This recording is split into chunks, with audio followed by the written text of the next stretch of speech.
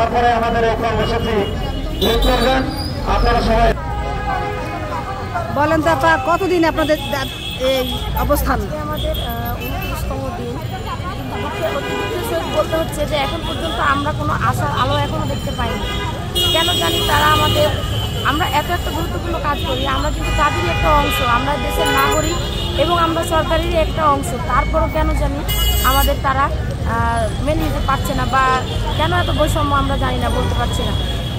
তারা যে আমাদের অভিভাবক, একটা সন্তান যদি অভিভাবকের কাছে কান্না করে তাহলে অবশ্যই অভিভাবক চেষ্টা করে যে সন্তানের কি কষ্ট হচ্ছে সে ইচ্ছাটা পূরণ করার চেষ্টা করে।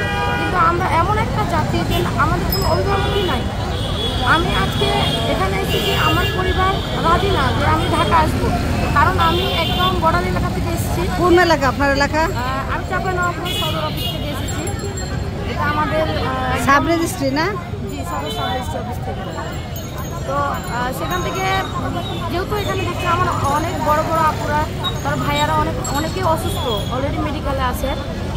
সেক্ষেত্রে পরিবারের লোকজন দেখে একটা আতঙ্কিত হয়ে গেছে যে ওখানে যাবা আবার তুমি অসুস্থ হতে পারো, আমাকে আসতে দিবে না। আমি তাদেরকে অনেকভাবে বুঝানোর পরে এসেছি যে এখন আপনার দাবিটা কি আপা? আমাদের দাবি একটাই, যে আমাদের জাতীয়করণ করা হোক। কারণ আমরা এদেশের মানুষের প্রতিটা জমির রেকর্ড আমরা করে থাকি। তাহলে মানুষের পায়ের নিচের যে জমি আছে আমরা তাদের চিরস্থায়ী বন্দোবস্ত করি, কিন্তু আমাদের কোনো ভবিষ্যৎ নাই। আমরা যদি এখন কোনো অসুস্থ হই বা কোনো কিছু হয়, আমাদের কোনো বেতন নাই, আমাদের কোনো ভাতা নাই, আমাদের কোনো কিছুই নাই। এখন দেখা যাচ্ছে যদি আমরা কখনো যেমন আমরা মেয়েদের যে গর্ভকালীন সময় চলে, আমরা তখনও বাসায় ছুটি কাটাই সম্পূর্ণ নিজের খরচে, আমাদের কোনো দেওয়া হয় না। তো আমরা এখনও বৈষম্যের শিকার। তো আমাদের একটা সরকারিভাবে কোনো আশ্বাস পাইছেন কিনা? না, আমরা এখন পর্যন্ত কোনো আশ্বাস পাইনি। তারা মৌখিকভাবে বলেছে, কিন্তু আমাদের এখনো লিখিত কোনো দলিল বা কোনো কিছু আমাদের এখনো দেয়নি।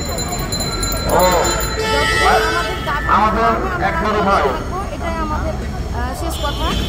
এবং প্রয়োজনে যদি জীবনও দিতে হয় তা আমরা রাজপথে থেকেই মৃত্যুবরণ করবো, কারণ এরকম জীবনযাপনের চাইতে রাজপথে থেকে মৃত্যুবরণ করা অনেক শ্রেয়। এই বলে আমি বক্তব্য